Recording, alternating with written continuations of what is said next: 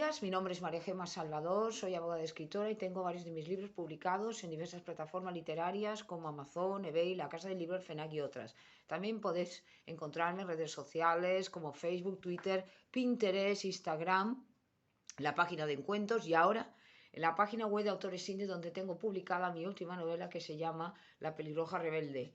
Un drama romántico histórico ambientado en la Irlanda de 1745 durante la última revuelta jacobita y que está también a la venta en la Casa del Libro y en el Corte Inglés para quien quiera adquirirla.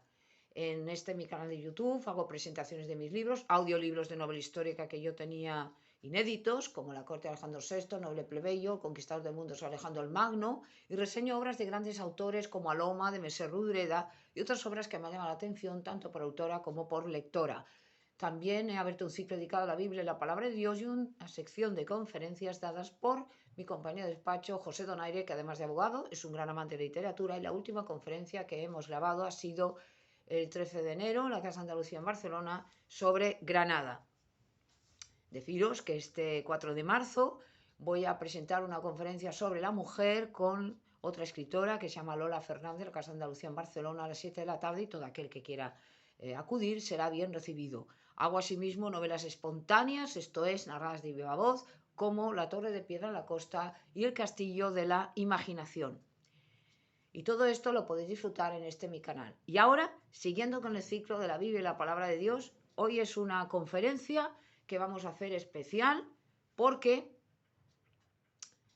aparte de todos los temas que ya he hablado de la Biblia, de los profetas, de Jesucristo, de Jehová Sebaot, Dios de los ejércitos, de los ángeles y todos los temas ya tratados, voy a hacer una especie de homenaje a Jehová Sebaot, Dios de los ejércitos, y a su Hijo Jesucristo.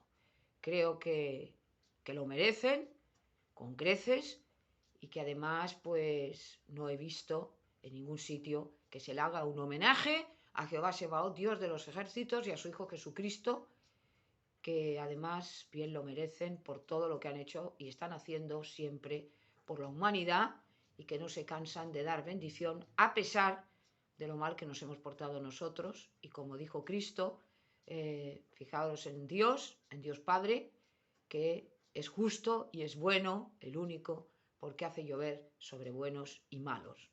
Y esto es una cosa que lo vemos a lo largo de la Biblia, de la palabra de Dios, desde el principio, desde el Génesis, que quiere decir los orígenes, hasta el final, hasta el Apocalipsis. Dios no deja de bendecirnos constantemente, seamos buenos, seamos malos, porque Dios, recordemos, que ama a la humanidad. Y esto es algo que nos debería hacer reflexionar. Por eso cuando una persona se dirigió a Cristo, le dijo, Maestro bueno, dijo, ¿por qué me llamas bueno si bueno solo es Dios? Y efectivamente, solamente hay alguien en todo el universo, en toda la tierra, debajo de la tierra, en el centro de la tierra, que se puede decir que sea bueno, que es Jehová Sebaot, Dios de los ejércitos, y su Hijo Jesucristo. Nadie más. Ni ángeles, ni vírgenes, ni santos, ni nada. Solamente Dios, Padre y el Hijo. Entonces, esa bondad inmerecida que tiene Cristo, o que ha tenido Cristo con la humanidad, de sacrificarse en una cruz, en un madero, por nosotros, deberíamos darle gracias, y nunca tendríamos bastante, aunque viviéramos 1000 años, para agradecer todo lo que Jesucristo hizo por nosotros en la cruz del Calvario. Él, juntamente con el Padre, idearon el plan para que con la sangre de Cristo pudiera liberarnos de esa esclavitud del pecado, porque todos estamos ya marcados con ese, digamos, gen defectuoso que es el mal, y que es mejor ir al reino de los cielos ciego, manco, cojo. Si tu ojo te está haciendo caer, quítatelo y tal. Es una alegoría, pero en realidad se refiere a que muchas veces es mejor el ir, digamos, manco, ciego, sordo, para entrar en el reino de los cielos. No nos ha de importar cómo estamos hechos, no nos ha de importar, quiero decir físicamente, si tenemos algún defecto, alguna cosa, no nos ha de importar si somos pobres, si somos ricos, si somos guapos, si somos feos, sino que hemos de centrarnos en el reino de Dios. Y esto hará que nuestra vida sea mucho mejor. Una vida en abundancia. Os he venido a dar una vida en abundancia, dijo Jesucristo.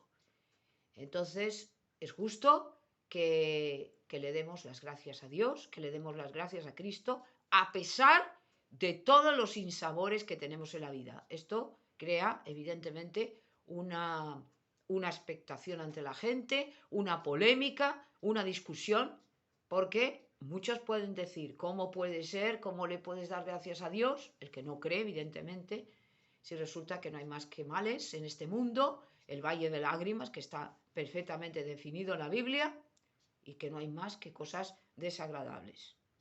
Y entonces se puede decir, esto no es obra de Dios, esto es obra del pecado, obra de los hombres. Todo vino por una desobediencia que tuvimos en el jardín del Edén, aunque no estábamos nosotros allí, pero nuestros padres nos transmitieron esta enfermedad infecciosa. Esto es como el cáncer, que hay cánceres que se transmiten genéticamente de padres a hijos o de madres a hijas, que esto está comprobado, y otras enfermedades que llaman hereditarias, pero que tiene un remedio que es Cristo. Entonces Dios no nos ha abandonado y vemos cómo ya en el Génesis, cuando el diluvio universal, la familia de Noé se salva, Dios quiso preservar a la humanidad, por eso digo que la misericordia de Dios es enorme y tenemos que fiarnos de esa misericordia. Sabe Dios que estamos hechos de polvo y que en realidad en toda la Biblia lo que tenemos que ver es esa bondad inmerecida que tiene Dios con nosotros. Citemos el caso de Job, citemos el caso de Jonás, citemos el caso de los ninivitas, citemos el caso de muchas personas que se han visto beneficiadas por esa paciencia casi infinita que ha tenido el Altísimo con el género humano. Los 969 años de Matusalén significaron que ese es el tiempo de la gracia que estuvo esperando Dios, casi los 1000 años para que la gente de esas generaciones se arrepintieran. Noé, Matusalén, Enoc fueron predicando la palabra de Dios, porque eso es lo que hicieron, invocar el nombre del Señor, caminar con Dios, dar ejemplo de que no eran mundanos, de que seguían a Dios y que por lo tanto eso es lo que hizo que muchos se convirtieran después y se salvaran. Lamentablemente, en la época de Noé, en la época de Matusalén, en la época de Enoc, solamente la familia de Noé fue preservada porque fueron los únicos considerados justos ante Dios. Y ahí no podemos culpar a Dios. No es que Dios dijo, solo estos se van a salvar, porque esto sería considerar a Dios una persona indecisa, una persona que, bueno, pues como yo quiera, sino que evidentemente Dios nos quiere a todos y nos elige a todos. Pero, como decía yo ayer y he dicho otras veces, está en la voluntad del ser humano el poder elegir entre el bien y el mal. Y aquí vemos otra vez la misericordia de Dios y la sabiduría infinita de Dios. Cuando le da el libre albedrío al hombre. Y el libre albedrío es elegir entre el bien y el mal. Y desde el mismo momento en que tenemos uso de razón, ya podemos elegir. Luego nadie diga que no ha conocido a Dios, que no ha conocido al Cristo, que por lo tanto él no conocía el mensaje de salvación y no podía obrar bien. La conciencia la tenemos todos. Ya cuando hablé de esta conferencia, la conciencia, que todo el mundo, cuando entra en uso de razón, salvo que esté perturbado o sea un niño, todo el mundo sabe lo que está bien y lo que está mal. Y entonces es responsable ante Dios. Los ángeles lo mismo, son responsables ante Dios. Y ahí vemos que ni siquiera los ángeles se salvaron de esa responsabilidad ante Dios y ese castigo cuando se comportaron mal. Vemos los ángeles caídos, vemos todos estos que siguieron a Satanás y no quisieron seguir a Dios, y esto es una pena infinita para Dios, porque Dios ama a toda su creación y los ángeles como creación de Dios eran espíritus que tenían que llevar el mensaje de Dios, que tenían que obedecer a Dios y estaban con Dios. Ellos no van a ser perdonados, los que cayeron, porque ellos, ya lo he dicho, gozaron de esta intimidad con Dios que nosotros no hemos tenido. Han visto a Dios cara a cara, sobre todo Lucifer, que era el que llevaba la luz, el querubín más importante, más potente. Y hombre, teniendo a Dios al lado, teniendo todas esas cosas que le dio Dios, que no se las ha quitado, en el sentido de esos poderes, esa potencia, esa tal, que le fallara a Dios, evidentemente eso pues no es para perdonarlo. ¿Por qué? Porque como persona inteligente, como ser inteligente, Satanás nunca se va a arrepentir. Porque ya dio el paso y no va para atrás. Es una pena, pero es así. A mí me costó de entender, y digo la verdad, me costó de entender cómo Lucifer se convirtió en Satanás, en el acusador, y prefirió estar alejado de Dios que al lado de Dios. Hasta que comprendí que le pasó como al hombre, la soberbia. Por eso Dios odia la soberbia, odia al soberbio. ¿Por qué? Porque es lo que le aparta a Dios y lo que le aparta de Dios. La persona soberbia, ya he hablado también de la soberbia, de la vanidad, es una persona que se adora a sí mismo, como el ateo, exactamente igual. Es una persona que cree que solamente él puede tener las bendiciones y puede tener las cosas del mundo y humilla muchas veces al inferior, humilla o al que cree inferior, humilla muchas veces a las personas y por eso Dios lo odia, porque todos somos iguales ante Dios. Entonces lo que no podemos pretender en la vida es querer siempre ser el protagonista de la historia. Esto es muy feo y muy desagradable para Dios. Y luego también para las personas, porque a pesar de que somos malos y pecadores, no podemos aguantar a aquel que se cree superior a otros. Nadie es imprescindible y todos podemos ser sustituidos. Inteligente es esta, inteligente es la otra o el otro tal. Esto no es verdad de que solamente hay una persona que lo tiene todo, que lo puede todo. Eso es mentira. Y precisamente en el mundo que vivimos, por desgracia, esas cualidades no cotizan al alza. Ni la humildad, ni la generosidad, ni la bondad. Esto desaparece del mundo. ¿Por qué? Porque el mundo no adora al humilde, adora al soberbio. Satanás es el príncipe de este mundo. Pensar, que ya lo he dicho varias veces, pero Cristo no le quitó ese título, le reconoce como príncipe de este mundo. Y esto fue, la culpa lo tuvieron Adán y Eva, porque los señores de la tierra eran Adán y Eva. El hombre, Dios lo había colocado como el centro de la creación, en el sentido de que iba a ser el Señor de todo. Y sin embargo, lo perdió cuando desobedeció y fue cuando Satanás ocupa ese lugar y se convierte en el príncipe de este mundo. Y ese castigo es el que tendremos hasta que no venga Cristo, la segunda venida, y no venza al diablo, y entonces es cuando desaparecerá todo ese mal. Desaparecerán las enfermedades, las guerras, el hambre, la peste, todas estas porquerías, todas estas adversidades, todo este mundo contaminado y sucio en todos los sentidos, no solamente físico o atmosférico, sino de pecado, que es muchísimo más grave, es lo que va a desaparecer y será un mundo ideal, un mundo de paz, un mundo de felicidad, no habrá envidias, no habrá celos, no habrá odios. ¿Por qué? Porque habrá un mundo como Dios quiere que tengamos este mundo, con paz. Os vengo a dar la paz y la paz en abundancia, no como la entiende el mundo, dijo Jesucristo, porque las palabras que yo tengo que decir son las del Evangelio, son las de la Biblia, no mis palabras que no valen absolutamente nada. Hay que escuchar la palabra de Dios. Entonces, Cristo nos dijo esto, que nos venía a dar una paz que el mundo no conocía. El mundo no conoce la paz. Lo he dicho hasta la saciedad. El mundo no sabe lo que es la paz, como no sabe lo que es la justicia y no sabe lo que es la bondad, porque eso no brilla en el mundo. Por eso, cuando nos encontramos ante una persona humilde, nos impresionamos. Cuando nos encontramos ante una persona generosa, bondadosa, nos impresionamos. Cuando nos encontramos ante alguien que no quiere el protagonismo, nos impresionamos. ¿Por qué? Porque el mundo va de esta manera. Cuando entendemos que Cristo y que Dios quiere que no digamos mentiras, que no hagamos el mal, esto al mundo le asombra y le asusta. Porque no hay cosa que más asuste al mundo que decir la verdad. La verdad es como una espada que atraviesa todo, la palabra de Dios. Por eso Dios quiere que seamos veraces y verídicos, que no mintamos, que digamos siempre la verdad. Y la verdad os hará libres. No como la ha dicho el mundo, la verdad os hará libres. No, en el sentido de que nos va a quitar de esa servidumbre que hay del mundo, de ese pecado, de esa tentación. Por eso, cuando estamos y aceptamos el regalo de Dios que es Jesucristo, que es el tesoro más grande que tiene Dios, Cristo, escucharle a mi hijo, dijo Dios, en quien tenía todas sus complacencias, tiene todas sus complacencias, es cuando vamos por el buen camino.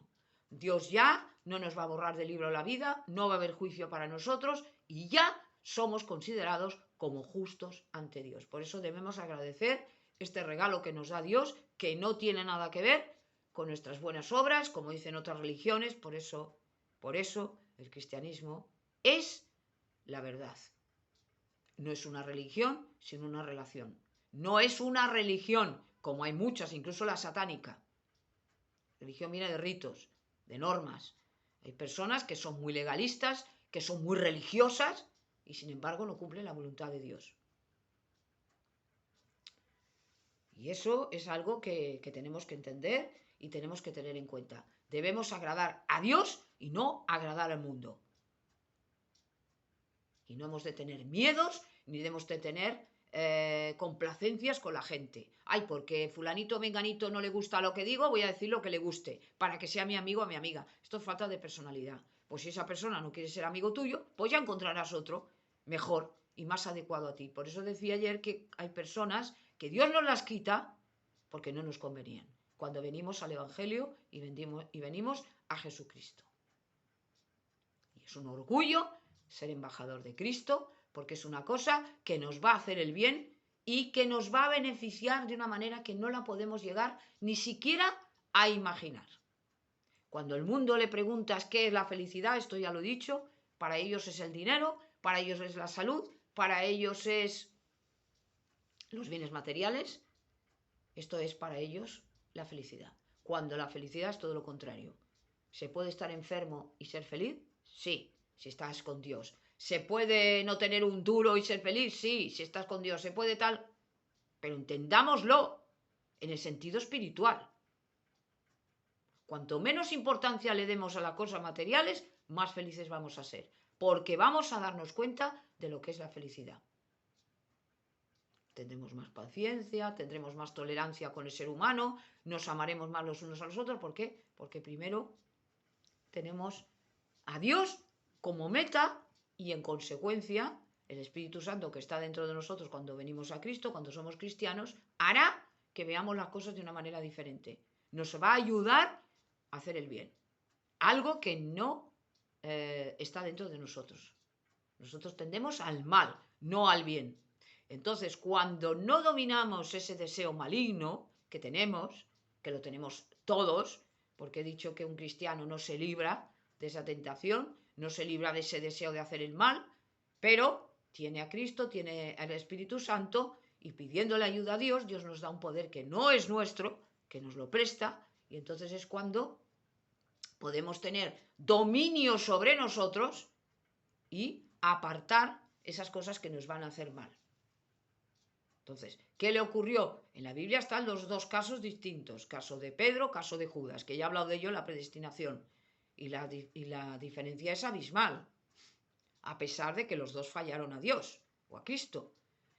El caso de Pedro le negó 3 veces por miedo, pero Dios y Cristo ora por Pedro para que venza ese dominio, para que venza esa tentación terrible del diablo, y la vence. Porque él se arrepiente, le pide perdón. Y después Dios lo usa largamente para predicar el Evangelio y para ser un apóstol gigante de Dios. Pero el caso de Judas es diferente. Judas le falló a Cristo porque jamás él creyó que Cristo iba a ser el Hijo de Dios, lo tomó como un libertador del dominio que tenían de Roma sobre ellos, sobre los judíos.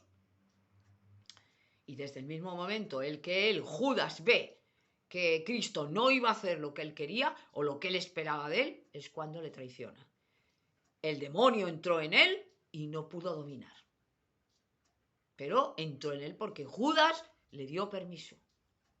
No es que dijo, que el diablo venga a mí, no es eso, sino que no dominó esa tentación porque no creía realmente que Cristo era el Hijo de Dios, y eso fue lo que fue la puerta abierta de Satanás, y allí se metió. Y recordemos lo que dijo Cristo, las palabras estas que dice: Padre, de todos los que tú me enviaste, los he preservado del mal, excepto el hijo de perdición. Se refería a Judas. Nunca fue salvo. ¿Por qué? Porque nunca creyó en Cristo. Entonces, claro, la pregunta es la siguiente. Mucha gente dice, bueno, pero si Cristo sabía, y Dios sabía, que Judas le iba a traicionar, ¿por qué lo consideró un apóstol? Y esto es una pregunta que es legítima en el sentido de la duda. Tenemos que plantear las dudas, pero con cuidado. Una persona que no cree dice, bueno, ¿y cómo cogió o sea, cómo aceptó que Judas Iscariote entrara en el apostolado con Cristo? Si sabía que le iba a traicionar perfectamente. Las palabras últimas de Cristo antes de ser detenido en el huerto de Gesemaní es cuando le dice a Judas, que estaban todavía en la última cena, habían terminado de cenar, le dice a Judas: lo que has de hacer, hazlo pronto. Él lo sabía perfectamente, y es cuando Judas se impresiona y se marcha corriendo. Los demás no se dieron cuenta, pero Cristo lo sabía perfectamente que le iba a traicionar, y sabía que Judas, el diablo, ya había entrado en él. Entonces, ¿por qué permite esto? Pues para que se cumpliera el plan de Dios. Ahora, cuidado al decir estas cosas, porque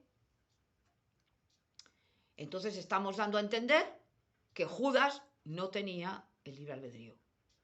Esto ya lo he explicado cuando hablé de la predestinación. Es decir, Judas siempre le habría dicho y siempre le diría no a Dios, porque ya estaba inclinado a hacer el mal.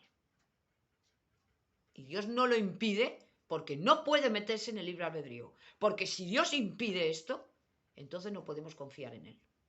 Es mucho mejor el decir, os he dado a Jesucristo para que os salvéis y tal, pero yo respeto vuestra voluntad. Por eso digo que la salvación no se pierde, porque una vez que Cristo ya ha muerto por nuestros pecados y le hemos aceptado como Señor y Salvador nuestro, como el Cordero de Dios que quita el pecado del mundo, evidentemente ya somos salvos. Ahora, nos damos cuenta de esto como, ya lo he dicho muchas veces, por ciertos detalles que vamos teniendo.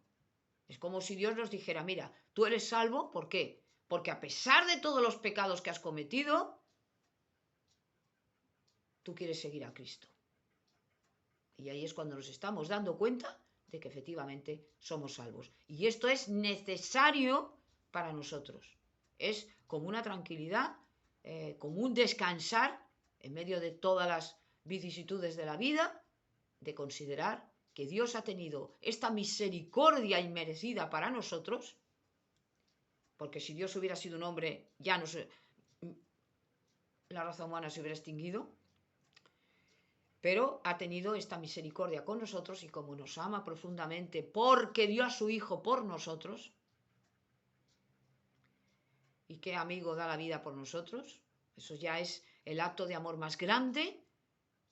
Pues evidentemente Dios, en contraprestación, no nos pide que hagamos cosas imposibles, no nos pide que hagamos obras buenas para que nadie pueda enorgullecerse de que yo me he merecido la salvación, sino simplemente que aceptemos a su Hijo y que en consecuencia seamos consecuentes, es decir, con lo que decimos, con lo que hacemos. Que nuestros hechos correspondan a nuestras palabras. Entonces, creo que es lógico y que es merecido ese homenaje que yo quiero hacer a Jesucristo y a Jehová Sebaot, Dios de los ejércitos, porque lo merecen todo. No hay ningún ser en la tierra, ni lo ha habido ni lo habrá, que merezca un homenaje como este. Se hacen muchos homenajes a personas, han podido hacer muchas cosas por la humanidad, no digo que no, pero nadie ha hecho lo que ha hecho Cristo. Y nadie es el Hijo de Dios, porque de nadie se habla que ha sido el Hijo de Dios, solo de Jesucristo. Y lo importante no es esta vida terrenal, sino la vida eterna. esa vida eterna que tenemos los cristianos, esa esperanza de salvación de que nos vamos a ir a otro mundo mejor, a otro sitio mejor, que toda esta maldad va a ser barrida y que todas estas vicisitudes de la vida que todos tenemos que atravesar tarde o temprano y las vamos atravesando, esto se tiene que acabar.